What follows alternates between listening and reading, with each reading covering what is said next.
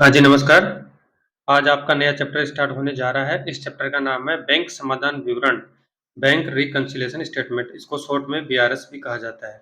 आज इस वीडियो के माध्यम से आज पढ़ेंगे, मैं शॉर्ट में ब्रीफ बताता हूँ। आज क्या पढ़ेंगे? आज पढ़ेंगे कि बैंक समाधान विवरण क्या होता है, बैंक समाधान विवरण क्यों बनाया जाता है, इसके पीछे क्या उद्देश्य होते हैं, बैंक पासबुक क्या होती है, चालू खाता क्या होता है, कैश बुक क्या होती है, किस विधि से बैंक समाधान विवरण तैयार किया जाता है, कौन-कौन सी मदों को ऐड करेंगे और कौन सी मदों को लेस करेंगे, किस प्रकार से बैलेंस प्राप्त किया जाएगा और जो कैशबुक की और पासबुक की अशुद्धियाँ हैं, उनको किस प्रकार से दूर किया जाएगा या रेक्टिफाई किया जाएगा तथा लास्ट में पढ़ेंगे एक प्रैक्टिकल के माध्यम से समझेंगे। साथियों देखो, होता क्या है कि जो व्यापारी होता है, प्रत्येक व्यापारी एक कैशबुक रखता है जो व्यापार में दैनिक ऑपरेटिंग क्रियाएँ होती है उसके लिए और प्रत्येक व्यापारी द्वारा एक बैंक में करंट अकाउंट खुलवाया जाता है। यानी जो भी पैसा वो प्राप्त होता है उसको बैंक के माध्यम से जमा करवा देता है। अब इसमें बेसिकली अंतर क्या क्यों आता है, क्यों तैयार किया जाता है? कई बार क्या होता है कि व्यापारी द्वारा मान के चलो कोई राशि प्राप्त हो गई, उसने कैश बुक में एंट्री कर ली, लेकिन बैंक में उसको जमा नहीं करवाया गया या बैंक के माध्यम से कोई अकाउंट में जो राशि है, उस पर ब्याज दे दिया गया या व्यापारी को ब्याज प्राप्त हो गया या किसी अन्य पक्षकार द्वारा सीधे राशि जमा करवा दी गई, लेकिन कैश बुक में उसकी एंट्री नहीं की गई, तो इस संबंध में स्वाभाविक है कि अंतर आता है। जब व्यापारी द्वारा 31 मार्च को खाते तैयार किए जाते हैं, सामान्यतः जो वित्त वर्ष होता है वो 1 अप्रैल से लेकर 31 मार्च तक होता है। जब 31 मार्च यानी 31 मार्च को फाइनल अकाउंट तैयार किए जाते हैं, बैलेंस शीट तैयार की जाती है, उचित लाभ हानि याद करने हेतु। तो जब बैलेंस साइड में असेट साइड में बैलेंस शीट के असेट साइड में एक बैंक के कॉलम होता है और उस बैंक कॉलम में जो कैश बुक में जो ट्रांजैक्शन होते हैं उसका विवरण होता है। अब उसमें अंतर आ जाता है, तो उस अंतर को दूर करने के लिए प्रत्येक व्यापारी द्वारा बीआरएस तैयार किया जाता है, ताकि वास्तविक बैंक की राशि और कैश बुक की राशि का मिलान किया जा सके। देखो, अब इसकी अजम्पशन के बारे में बात करते हैं, मान्यताएं के बारे में। सामान्यतः प्रत्येक व्यापारी बैंक में अपना चालू खाता रखता है, यानी प्रत्येक व्यापारी द्वारा बैंक में करंट अकाउंट खुलवाया जाता है। व्यापारी बैंक व्यवहारों का अपनी पुस्तकों में लेखा करने के लिए रोकड़ बही रखता है, यानी जो व्यापारी होता है, जो बैंक संबंधी जो जितने भी ट्रांजैक्शन होते हैं, उनका लेखा एक कैश बुक के माध्यम से करता है, यानी एक रोकड़ बही रखता है जिसको कैश बुक कहते हैं। रोकड़ बही में इन सभी बैंक व्यवहारों का लेखा किया जाता है। व्यापारी द्वारा बैंक में राशि जमा करवाने पर वह रोकड़ बही के बैंक खाने में डेबिट लिख देता है। कहने का तात्पर्य यह है कि व्यापारी द्वारा अगर कोई राशि बैंक में जमा करवाई जाती है, तो रोकड़ बही का जो बैंक खाना होता है, उसमें डेबिट में एंट्री कर देता है। इसी तरीके से अगर बैंक से राशि विड्रॉल करेगा या निकालेगा व्यापारी, तो बैंक खाने को क्रेडिट में लेखा करता है या बैंक खाने को क्रेडिट कर देता है। इसी तरीके से बैंक द्वारा निम्न प्रक्रियाएँ अपनाई जाती है। ये तो हो गई व्यापारी द्वारा, अगर पेमेंट जमा करवाएगा बैंक में डेबिट कर देगा, अगर विड्रॉल करेगा तो क्रेडिट में एंट्री कर देगा कैश बुक में। इसी तरीके से बैंक द्वारा निम्न प्रक्रियाएँ अपनाई जाती है, निम्न प्रोसेस अपनाते हैं। अगर ग्राहक बैंक में राशि जमा करवाता है, तो ग्राहक का खाता क्रेडिट किया जाता है बैंक के द्वारा, यानी इसके विपरीत होता है। और अगर ग्राहक द्वारा राशि निकालता है या विड्रॉल करता है, आहरण करता है, तो बैंक द्वारा उसका खाता डेबिट या नाम पक्ष कर दिया जाता है, या यानी इसके विपरीत एंट्री होती है इसमें। अगर पासबुक में तो जमा कराने पर डेबिट सॉरी कैश बुक में जमा कराने पर डेबिट होती है और इस तरीके से पासबुक में जमा कराने पर क्रेडिट होता है। इसके विपरीत होता है, ठीक है। बैंक अपने ग्राहक के खाते की नकल जिस पुस्तक के रूप में देता है उसे पासबुक कहते हैं। यानी बैंक द्वारा, आप सभी जानते हो, आप सभी के बैंक अकाउंट होंगे आप या आपके पेरेंट्स के होंगे। जिस भी बैंक में आप खाता खुलवाते हैं, चाहे वो सेविंग अकाउंट हो, करंट अकाउंट हो या दूसरा कोई भी खाता हो, तो उसके संबंध में आपको उस रिकॉर्ड को देखने के लिए आपको बैंक द्वारा एक पासबुक दी जाती है, एक पुस्तक दी जाती है, उसे एक पासबुक कहा जाता है। यदि समस्त व्यवहारों का दोनों पुस्तकों यानी रोकड़ बही या पासबुक में उसी तिथि को सही लेखा हो जाता है, तो रोकड़ बही व पासबुक का समान राशि से शेष बैलेंस रहेगा। यानी कहने का तात्पर्य यह है कि अगर जो भी व्यवहार किए जाते हैं, उनका तुरंत उसी दिन जो भी व्यवहार किया गया है, उसकी एंट्री अब अपने पासबुक में कर बैंक द्वारा पासबुक में कर दी गई और व्यापारी द्वारा रोकड़ बही में कर दी गई, तो किसी प्रकार का वेरिएंस या अंतर नहीं आएगा। लेकिन ऐसा सामान्यतः नहीं होता है। बैंक द्वारा राशि आप बैंक में राशि जमा कराते हैं, लेकिन कई बार बैंक द्वारा आप पासबुक में एंट्री नहीं हो पाती है, भूलवश और गलती हो जाती है। तो इस संबंध में वेरिएंस आ जाता है, बैंक पासबुक में तथा कैशबुक में, तो इसको दूर करने के लिए बीआरएस तैयार किया जाता है। लेकिन सामान्यतः दोनों पुस्तकों का शेष विपरीत होता है, क्योंकि ग्राहक व बैंक का संबंध लेनदार और देनदार के रूप में होता है। ठीक है। अब देखो आगे देखते हैं, दोनों पुस्तकों का शेष निम्न प्रकार से होता है। ये इंपॉर्टेंट है, आप अच्छी तरह देखें इसको। यदि रोकड़ बही का डेबिट शेष हो तो पासबुक का क्रेडिट शेष होता है। साथियों ध्यान रखें कि दो पुस्तकें होती है, एक तो होती है कैशबुक जिसको हिंदी में रोकड़ बही बोलते हैं, एक होती है पासबुक। तो रोकड़ बही का हमेशा शेष डेबिट होता है, क्या होता है, नाम शेष होता है, डेबिट शेष होता है, जबकि पासबुक का शेष क्रेडिट शेष होता है, जमा शेष होता है। यदि रोकड़ बही का डेबिट शेष होगा तो पासबुक का क्रेडिट शेष होगा। ठीक है। अगर यदि रोकड़ बही का क्रेडिट शेष हो तो पासबुक का डेबिट शेष होगा, यानी रोकड़ बही का ऐसे नॉर्मली डेबिट शेष होता है और पासबुक का सीआर शेष होता है। लेकिन यदि रोकड़ बही का क्रेडिट शेष है तो क्रेडिट शेष का मतलब है, जमा शेष का मतलब है ओवरड्राफ्ट यानी अधिविक्रय। आपने आपकी जमा राशि से अधिक विड्रॉल कर लिया है तो वो एक तरीके से अधिविक्रय या बैंक ओवरड्राफ्ट कहलाता है। इसी तरीके से पासबुक का डेबिट शेष होगा, यह भी अधिविक्रय कहलाएगा, विपरीत हो गया। अब बात करें बैंक समाधान विवरण के अर्थ का। रोकड़ बही व पासबुक की प्रविष्टियों में विभिन्न मदों में अंतर हो जाने व उनके कारणों को पहचानने एवं उन्हें दूर व सुधार करने की प्रक्रिया को ही बैंक समाधान विवरण कहा जाता है। अभी ऊपर बताया था कि बैंक पासबुक तथा रोकड़ बही में जो वेरिएंस आता है, अंतर आता है, उनको दूर करने के लिए जो प्रक्रिया अपनाई जाती है या उनको रेक्टिफाई सुधार करने के लिए जो प्रोसेस अपनाई जाती है उसे बीआरएस या बैंक समाधान विवरण कहा जाता है। इस प्रकार बीआरएस एक ऐसा प्रलेख या डॉक्यूमेंट है जो ग्राहक द्वारा एक निश्चित तिथि पर अपनी रोकड़ बही के शेष का पासबुक के शेष से मिलान मैचिंग करने हेतु तैयार किया जाता है। यानी बीआरएस रोकड़ बही है और पासबुक है, दोनों के शेषों को एक निश्चित तिथि पर मिलान करने हेतु तैयार किया जाता है। नेक्स्ट है बैंक समाधान विवरण की उपयोगिता यानी यूटिलिटी ऑफ बीआरएस। बैंक समाधान विवरण के क्या क्या फायदे हैं।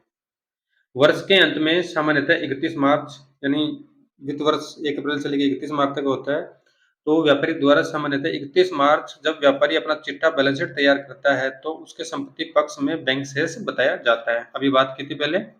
अतः इस तिथि को बैंक में जमा राशि का शेष याद करना आवश्यक होता है, जिससे उचित लाभ व हानि याद किया जा सके तथा व्यवसाय की वित्तीय स्थिति सही रूप से प्रकट की जा सके। अगर इन शेषों का अंतर याद नहीं करेंगे, अगर फाइनल बैलेंस शीट तैयार कर देंगे तो जो वित्तीय स्थिति है वो सही रूप से प्रकट नहीं हो पाएगी, गलत रूप से प्रकट होगी। दोनों पुस्तकों में अंतर होने पर ही बीआरएस तैयार किया जाता है। ठीक है, ये तो प्रोसेस पढ़ ली, बीआरएस क्या होता है और बैंक का कैसे, बैंक पासबुक का कौन सा शेष होता है और कैशबुक का कौन सा शेष होता है। अब बात करेंगे अंतर के कारण कौन कौन से होते हैं, कि क्या कारण होते हैं कि बीआरएस तैयार करना होता है। ठीक है, अब इसमें फर्स्ट रीजन है व्यापारी द्वारा दिए गए चेकों का भुगतान प्राप्त नहीं करना। ठीक है, व्यापारी द्वारा संग्रह हेतु चेक जमा कराना परंतु बैंक द्वारा राशि संग्रह नहीं कर पाना। कई बार क्या होता है कि व्यापारी द्वारा संग्रह हेतु जो देनदारों से चेक प्राप्त हुए हैं उन चेक को राशि प्राप्त करने हेतु बैंक में जमा करा देते हैं, लेकिन उनका कलेक्शन नहीं हो पाता है तथा केसबुक में तो उनकी एंट्री हो जाती है लेकिन पासबुक में उनकी एंट्री नहीं हो पाती है। इसी तरीके से स्थायी आदेश अनुसार बैंक द्वारा सीधे भुगतान करना। कई बार क्या होता है कि व्यापारी द्वारा बैंक को नॉमिनेट कर दिया जाता है, कहा जाता है कि आप मेरे जितने भी लेनदार हैं, मैं जिनको भी भुगतान करूंगा आप उनको डायरेक्ट मेरे से बगैर पूछे हुए सीधे भुगतान कर सकते हो। जैसे एलआईसी की पॉलिसी है या कोई अदर प्रीमियम है या कोई अदर खर्चा है, कोई किराया है, जो भी चीज़ है उनका बैंक ग्राहक ग्राहक या व्यापारी के आदेशानुसार सीधा भुगतान कर देता है। अब जो बैंक है वो तो सीधा भुगतान कर देगा, लेकिन व्यापारी को पता नहीं चलेगा कि बैंक ने कितना भुगतान किया और कब कर दिया, तो इस संबंध में उसकी कैशबुक में एंट्री नहीं हो पाती है। अब कैशबुक में एंट्री नहीं होगी तो वेरिएंस स्वाभाविक रूप से आएगा। ग्राहक द्वारा सीधे बैंक को भुगतान करना। कई बार क्या होता है कि जो देनदार होते हैं व्यापार के, वे व्यापारी को भुगतान ना करके व्यापारी के खाते में सीधे भुगतान कर देते हैं। अब उनके संबंध में किसी प्रकार का संप्रेषण नहीं हो पाता है, तो व्यापारी द्वारा अपनी कैशबुक में एंट्री नहीं हो पाती है व्यापारी द्वारा, और पासबुक में तो एंट्री हो जाती है लेकिन कैशबुक में एंट्री नहीं हो पाती है जो पैसा प्राप्त हुआ है बैंक को, तो इस संबंध में वेरिएंस आता है। बैंक द्वारा ब्याज या कोई खर्चा वसूल करना। कई बार क्या हमेशा ही होता है कि जो चालू खाता होता है उसमें बैंक द्वारा एक निश्चित राशि का खर्चा वसूल किया जाता है या ब्याज लिया जाता है। बैंक द्वारा ब्याज की राशि जमा कराना। अगर आपने अकाउंट में ज़्यादा पैसा है, बैंक द्वारा एक चार्ज या इंटरेस्ट दिया जाता है जो अपने लिए फ़ायदा होता है। उसका अपन को पता नहीं होता है कि बैंक द्वारा ब्याज की राशि कब जमा करवा दी गई, अपन ने कैश बुक में एंट्री नहीं की, तो पासबुक में एंट्री हो गई तो वेरिएंस ऑटोमेटिक आ जाता है। नेक्स्ट रीज़न है बैंक द्वारा व्यापारी की ओर से सीधा आय प्राप्त करना। कई बार क्या होता है कि बैंक के द्वारा जो व्यापारी होता है उसकी ओर से सीधा आय प्राप्त कर ली जाती है। कोई डेटर्स है, कोई अन्य लोग हैं या कोई अन्य पक्षकार है या थर्ड पार्टी है, उनके द्वारा सीधे राशि प्राप्त कर ली जाती है। व्यापारी बैंक को बोल देता है कि इतनी राशि आप प्राप्त कर सकते हो, लेकिन कैश बुक में उसकी एंट्री नहीं हो पाती है, तो वेरिएंस आ जाता है। इसी तरीके से नेक्स्ट है व्यापारी द्वारा बुनाए गए बिल, चेक आदि का अनादरित होना। कई बार क्या होता है कि जो डेटर्स है व्यापार के या अन्य पार्टी से चेक मिलते हैं, अब उन चेक का कैश बुक में एंट्री हो जाती है, ठीक है, लेकिन वो चेक है उनको बैंक में लगाते हैं कलेक्शन के लिए, तो कई बार कलेक्शन वो चेक डिसऑनर्ड हो जाते हैं या उनका जो टाइम पीरियड है वो निकल जाता है या खाली चेक होता है या फर्जी चेक होता है, कई रीजन हो सकते हैं। तो इस संबंध में पास कैश बुक में एंट्री कर दी गई लेकिन पासबुक में एंट्री नहीं हो पाई, इस तरीके से वेरिएंस आता है। लास्ट है गलत प्रविष्टि या अन्य कोई त्रुटि होने पर। कई बार पासबुक में गलत एंट्री हो जाती है या कैश बुक में गलत एंट्री हो जाती है या भूल रह जाती है, तो इस संबंध में भी वेरिएंस आ जाता है, ठीक है। ये तो इसके मेजर रीजन हो गए। अब है कि बैंक समाधान विवरण करने की विधियां कौन सी है। देखो, जो बीआरएस तैयार करते हैं उसमें दो प्रकार की विधि होती है, ठीक है। टू मेथड्स होते हैं, एक तो होता है रोकड़ बही के शेष से स्टार्ट करेंगे या सेकंड करेंगे पासबुक के शेष से, ठीक है। अब रोकड़ अभी बताया था आपको कि रोकड़ बही का शेष डेबिट शेष होता है, जबकि पासबुक का क्रेडिट शेष होता है, सीआर शेष होता है। अगर रोकड़ बही का सीआर शेष होगा तो बैंक ओवरड्राफ्ट दिखाएगा, और इसी तरीके से पासबुक का अगर डीआर शेष होगा तो वो भी बैंक ओवरड्राफ्ट दिखाएगा, यानी अधिविकर्ष दिखाएगा। कहने का तात्पर्य यह है कि अगर सीआर बैलेंस है रोकड़ बही का तो अधिविकर्ष है, बैंक ओवरड्राफ्ट है, आपकी जमा राशि से अधिक आपने विड्रॉल किया है तो वो बैंक ओवरड्राफ्ट कहलाता है, ठीक है। अब इनके शेषों की बात करें, अभी शेष की बात कर ली, फिर पुनः बात करते हैं कि रोकड़ बही में का डेबिट शेष होता है, यानी नाम शेष होता है। क्रेडिट जमा शेष अधिविकर्ष को इंगित करता है, ठीक है। रोकड़ बही का शेष हमेशा डेबिट होता है, अगर क्रेडिट शेष है तो बैंक अधिविकर्ष को दिखाएगा, क्योंकि जमा राशि से अधिक विड्रॉल व्यापारी द्वारा कर लिया गया है, तो वो एक तरीके से बैंक अधिविकर्ष कहलाता है। इसी तरीके से पासबुक का शेयर शेष होता है, ठीक है, और अगर डेबिट शेष होगा तो व्यापारी द्वारा अधिविकर्ष कर लिया गया है, यानी बैंक ओवरड्राफ्ट है, ठीक है। अब है बीआरएस बनाने की प्रक्रिया देखते हैं, बीआरएस प्रोसेस करते हैं। अब इसमें आपको क्वेश्चन में सिचुएशन या स्थिति दे रखी होगी कि रोकड़ बही के डीआर शेष से तैयार करना है, या रोकड़ बही के सीआर शेष से तैयार करना है, या पासबुक के डीआर शेष से तैयार करना है, या पासबुक के सीआर शेष से बीआरएस तैयार करना है। वो क्वेश्चन में आपको स्थिति दी जाएगी, उस स्थिति के अकॉर्डिंग आपको क्वेश्चन को सोल्व करना है, ठीक है। अब सर्वप्रथम केस बुक के बैंक खाते का डेबिट शेष रखेंगे, ठीक है। अब साथियों इसमें एक चीज ध्यान रखनी है, आगे और पढ़ेंगे पर मैं पहले बता देता हूँ आपको कि अगर केस बुक का डीआर बैलेंस होता है, यानी डेबिट बैलेंस रहता है, और पासबुक का सीआर बैलेंस होता है, अगर केस बुक के डीआर बैलेंस और पासबुक के डीआर बैलेंस से स्टार्ट करेंगे क्वेश्चन को तो सेम सिचुएशन रहेगी, यानी जो केस बुक का डीआर बैलेंस से जिन मदों को घटाना है और जिन मदों को जोड़ना है, वही स्थिति अगर पासबुक का डीआर बैलेंस होगा तो सेम स्थिति होगी। इसी तरीके से अगर केस बुक का सीआर बैलेंस है और पासबुक का भी सीआर बैलेंस है तो सेम स्थिति होगी, जो मदें घटाई जाएगी वही मदें सीआर बैलेंस में घटाई जाएगी, और वो जो मदें माइनस की जाएगी वही माइनस मदें उसमें की जाएगी, ठीक है। अब इसमें ऐड की जाने वाली मदें कौन सी है और माइनस की जाने वाली मदें कौन सी आएगी। देखो, check issued but not yet presented, यानी आपने चेक तो इशू कर दिया, किसी लेनदार को व्यापारी द्वारा किसी लेनदार को चेक देना है, आपने चेक इशू कर दिया, ठीक है, कैश बुक में एंट्री कर दी, लेकिन वो अभी तक बैंक में प्रेजेंटेड नहीं हुए, यानी उनको निर्गमित नहीं किया गया है, तो स्वाभाविक है कि आपके अकाउंट में जो पैसा है वो कटा नहीं है, आपके पास सुरक्षित है, तो उनको आप ऐड कर देंगे, ठीक है। Interest and dividend received by bank, यानी जो आपके अकाउंट में बैलेंस है उस पर एक तरीके से ब्याज प्राप्त होता है, तो अगर किसी प्रकार का लाभ हो रहा है तो उसको ऐड कर देंगे। इसी तरीके से इंटरेस्ट अलाउड बाय बैंक, अगर बैंक द्वारा कोई ब्याज दिया जा रहा है खाते पर तो उसको ऐड कर देंगे। नेक्स्ट है amount deposit directly into bye a customer. अगर व्यापार के ग्राहक द्वारा सीधे ही राशि बैंक में जमा करवा दी जाती है तो उसको ऐड करेंगे, ठीक है। और माइनस की जाने वाली मदें हैं, इसमें टोटल 8 मदें होती है, दोनों में फर्स्ट में 4 होती है, सेकंड में 4 होती है। ऊपर वाली पढ़ ली प्लस करने वाली, अब पढ़ेंगे माइनस करने वाली। Cheque deposit into bank but not yet collected. देखिए क्या होता है कि जो देनदारों से चेक प्राप्त हो गया व्यापारी को, अब व्यापारी को चेक प्राप्त हुआ है, उसको बैंक में कलेक्शन के लिए लगा दिया गया, ठीक है। लेकिन वो अभी तक कलेक्टेड नहीं हुआ है, क्योंकि चेक प्राप्त हो गया लेकिन बैंक में चेक लगा नहीं है, चेक डिपॉजिट कर दिया लेकिन अभी कलेक्शन नहीं हुआ है बैंक द्वारा, तो राशि अपने खाते में नहीं आई है। अपने केस बुक में तो उसकी एंट्री कर दी, लेकिन पासबुक में अभी तक पैसा नहीं आया है, तो इसको माइनस कर देंगे। देनदारों ने चेक तो दे दिया लेकिन उसकी राशि अभी संग्रहित नहीं हुई है। Bank charge and interest on bank और bank charge and interest on bank और ड्राफ्ट चार्ज बाय बैंक। होता क्या है कि बैंक द्वारा कई बार चार्ज लगाए जाते हैं खाते पर, जिस प्रकार की कोई सेवाएं दी जाती है उस पर चार्ज लगाया जाता है, या कोई आपने व्यापारी द्वारा अधिविक्रय या ओवरड्राफ्ट ले रखा है तो उस पर चार्ज लगाया जाता है, वो माइनस कर देंगे। इसी तरीके से amount paid direct by bank but not entered in the cash book.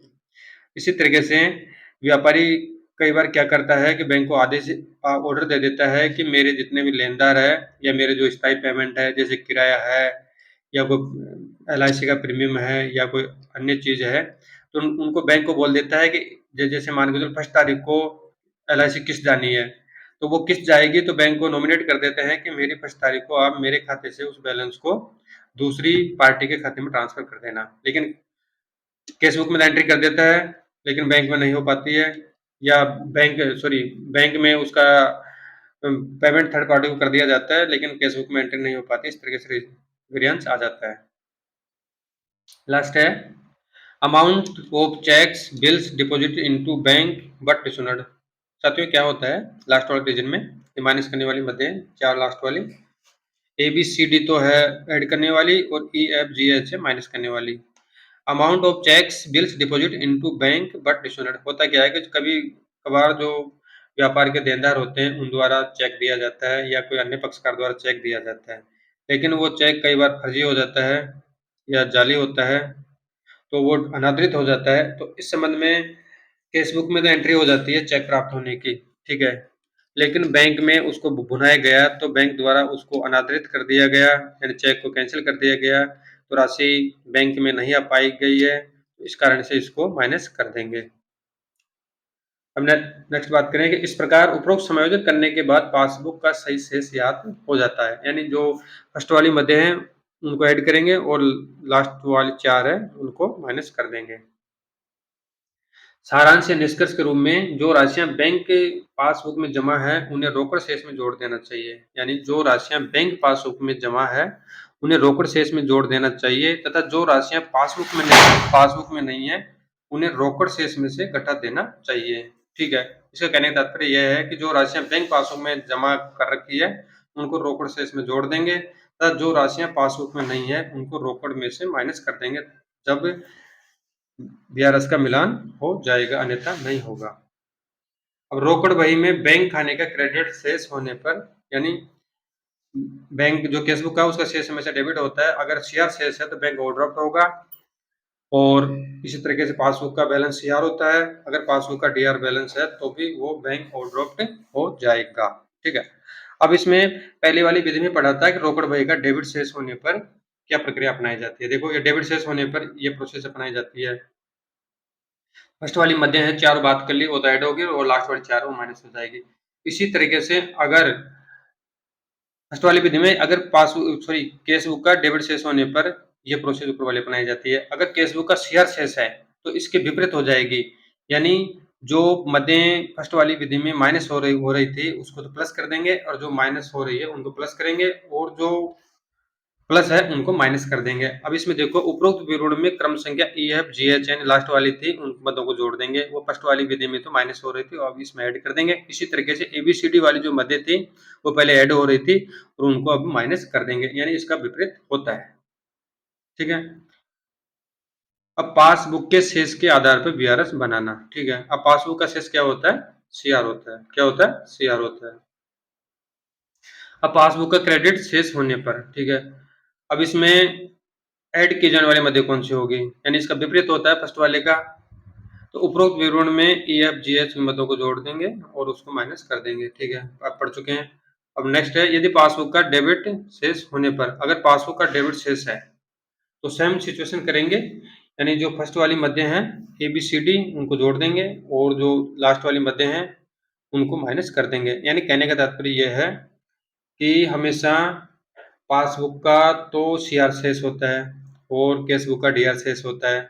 अगर केसबुक के डीआर शेष से जो ट्रांजैक्शन यानी जो प्रक्रिया अपनाई जाती है वो सेम प्रक्रिया पासबुक के डीआर शेष वाली होगी। अगर केसबुक का डीआर शेष है तो सेम पासबुक का डीआर शेष वाली प्रक्रिया होगी। इसी तरीके से अगर केसबुक का सीआर शेष है तो पासबुक का भी सीआर शेष वाली प्रोसेस अपनानी पड़ेगी, ठीक है। अब इसमें सारांश दे रखा है कि केसबुक यानी रोकड़ बही का डीआर शेष तथा पासबुक के डीआर शेष की मत समान होगी, ठीक है। अगर क्वेश्चन में आपको पासबुक का डीआर शेष दे रखा है और ब्याज तैयार करवाना है तो जिस प्रकार से केसबुक में डीआर शेष दे रखा है और उस प्रकार से जो ब्याज तैयार किया गया था सेम पासबुक के डीआर शेष होने पर सेम विधि अपनाई जाएगी। और इसी प्रकार से अगर रोकड़ बही का सीआर शेष है तथा पासबुक का सीआर शेष है तो उनकी मध्य भी सेम समान होगी। जो पहली वाली विधि है उसके अकॉर्डिंग दूसरी विधि अपनाई जाएगी, ठीक है।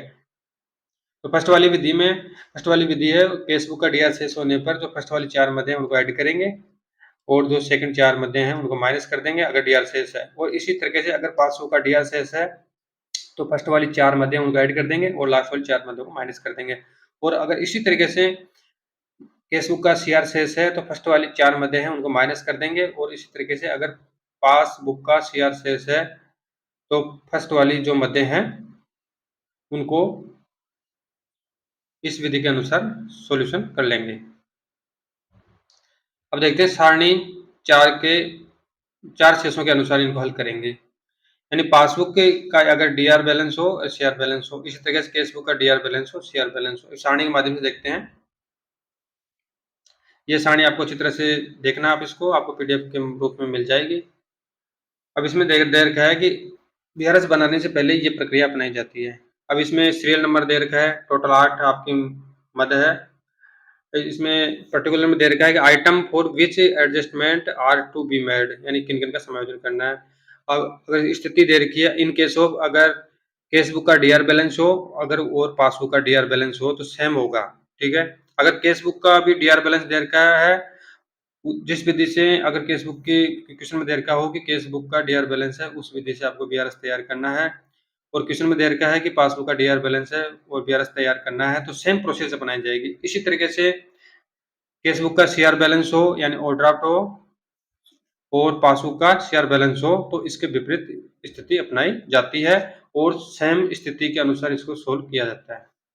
देखो, अब cheque issued but not presented for payment, and cheque को इशू कर दिया गया लेकिन अभी प्रेजेंट नहीं हुए हैं पेमेंट करने के लिए, तो पासबुक का अगर डीआर बैलेंस है तथा केसबुक का भी डीआर बैलेंस है तो उसको ऐड कर देंगे।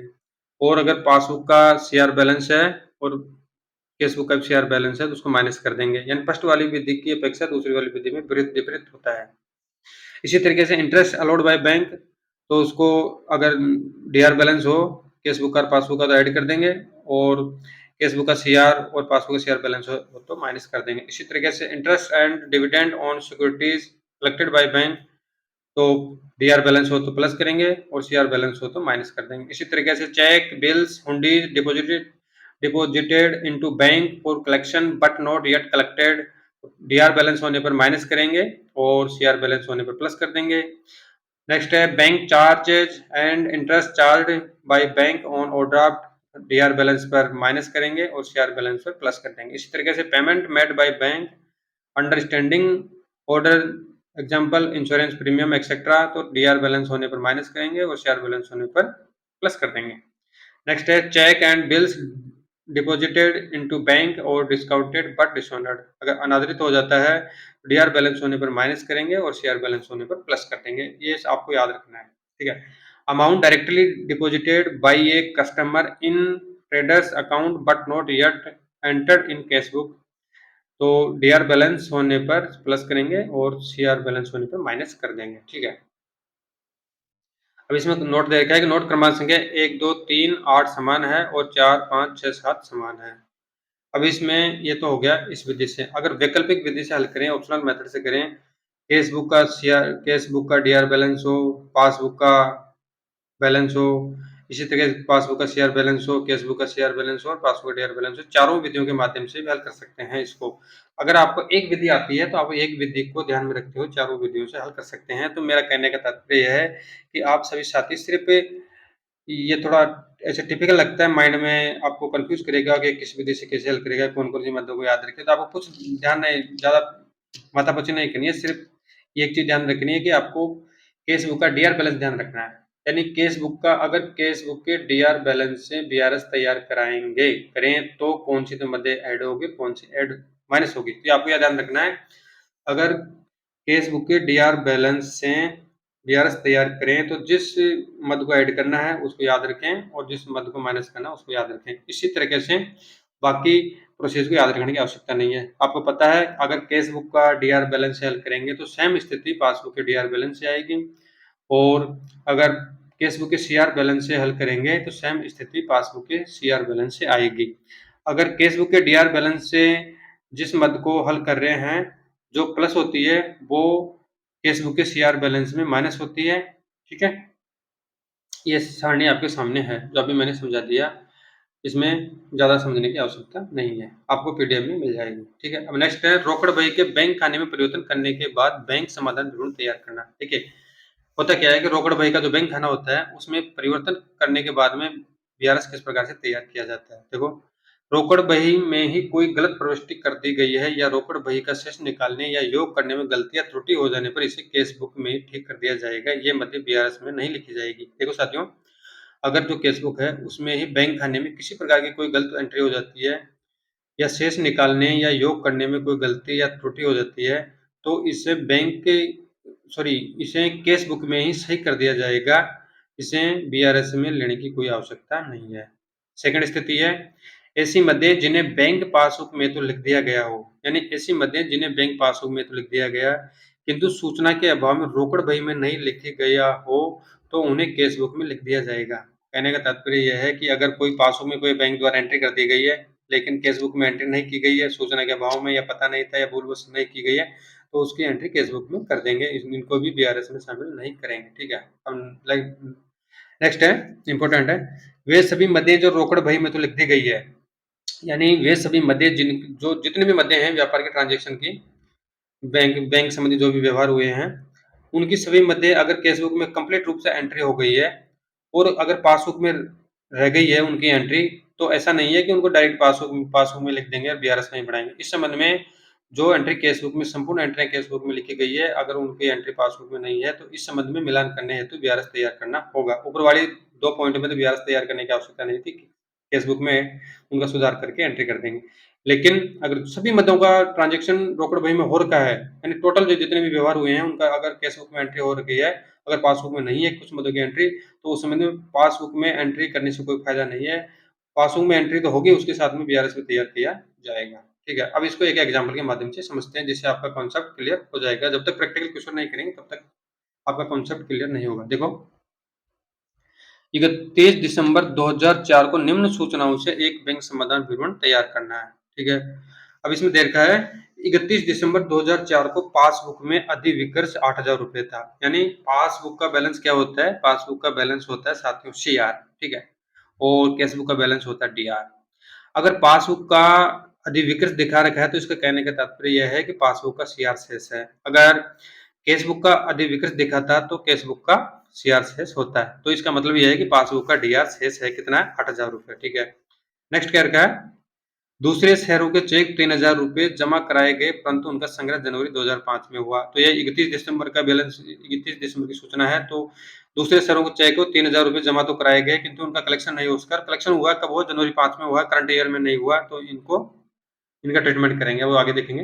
नेक्स्ट है 31 दिसंबर 2004 को 1,500 रुपए, 500 रुपए तथा 800 रुपए के चेक दिए गए परंतु इनका जनवरी 2005 तक भुगतान नहीं लिया गया। ठीक है, यानी जो व्यापारी द्वारा बैंक में चेक प्रेजेंट किया गया, दिया गया था, लेकिन उनका भुगतान अभी तक नहीं लिया गया है, ठीक है। और जनवरी 5 तक नहीं लिया गया, तो ये पिछले वर्ष का हो गया, तो इसमें ट्रांजेक्शन करना होगा।